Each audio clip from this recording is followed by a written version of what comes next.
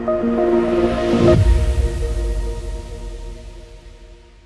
家好，欢迎收看联合国周报，我是主持人鲍嫣然。当您踏入联合国纽约总部的观光入口时，你会发现曼德拉总统正张开双臂迎接您。在今年的7月18日，联合国照例举行了一系列的活动，以纪念国际曼德拉日。自2009年起，这一天不仅成为了纪念这位人权斗士所留给我们丰富的精神遗产，更是为了推动消除全球贫困的行动。首先，请让我们花一点时间去回顾一下曼德拉总统为人权而奋斗的一生。莫尔逊·曼德拉1918年出生于南非，他因反对种族隔离政策被誉为南非国父。在上个世纪50年代，他领导了非暴力抗争运动，但不幸被逮捕，并在监狱当中度过了27年。然而，这段经历并未削弱他的意志，反而使他更加坚定。1990年，曼德拉重获自由，并在1994年成为南非首位黑人总统，成功实现了国家的和平过渡。他所领导的政府致力于消除种族隔离所遗留的历史问题，推动和解与合作，倡导社会公平和经济发展。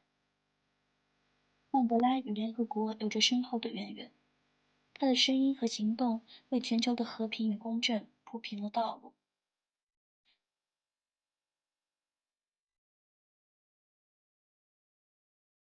本周我们特别邀请到了 Richard Stengel， 他曾是《时代》杂志的总经理，奥巴马政府公共外交和公共事务的副国务卿，同时也是曼德拉备受赞誉的自传《漫漫自由路》的共创作者。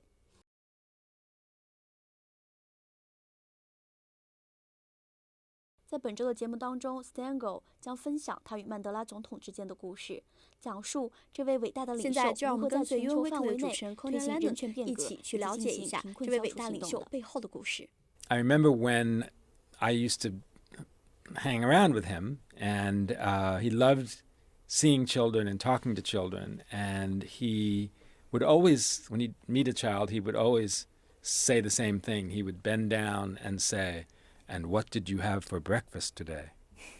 And by the way, if you've ever seen the most still 4 or 5-year-old African boy or little girl, it's Nelson Mandela bending down and asking, "What did you have for breakfast today?" But it was a question about poverty, really.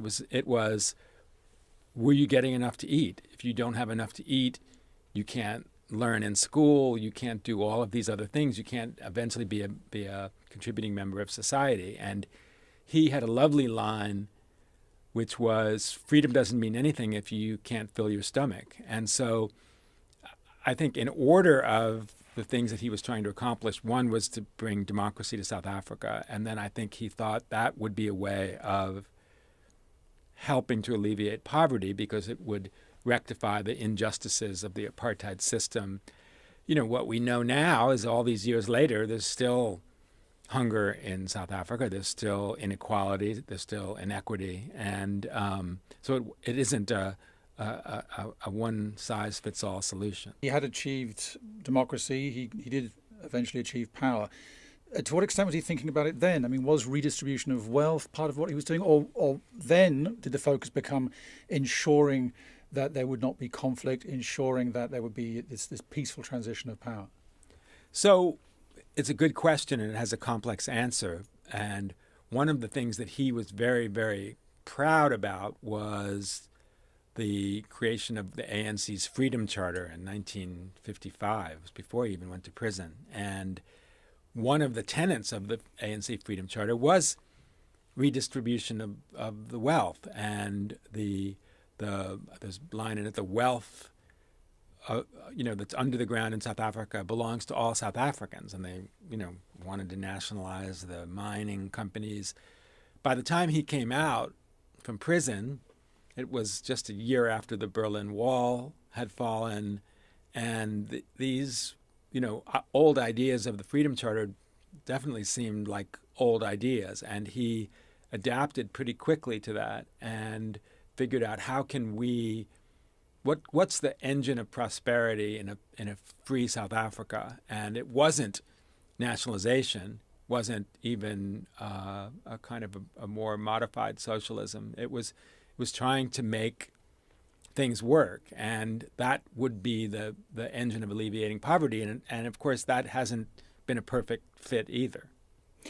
Let's turn to you now. I mean, your interest in this area of ending poverty. You're one of the co-chairs on the board of Care International, the very well-known NGO, which has as its goal to end poverty. How did you get involved in that?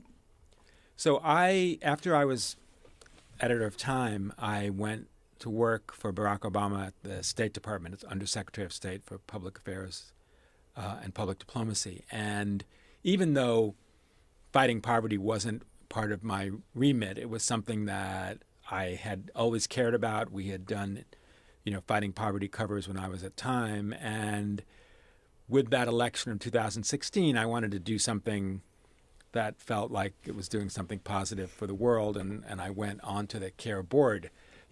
Alleviating poverty is one of the core missions of CARE, which interestingly was formed the same time as the UN. UN was 1945, CARE was 1946.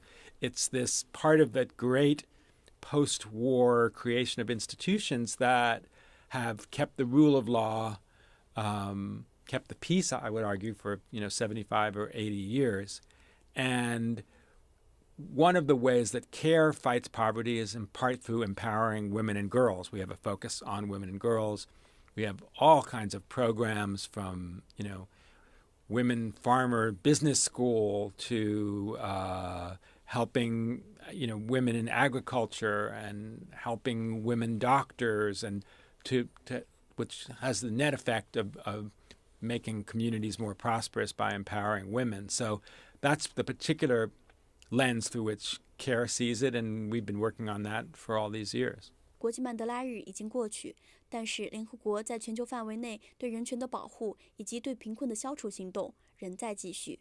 我们需要您的参与。如果您想了解更多关于本周讨论的话题，可以在视频下方的信息栏中找到相关的链接。感谢您的收看，我们下周再见。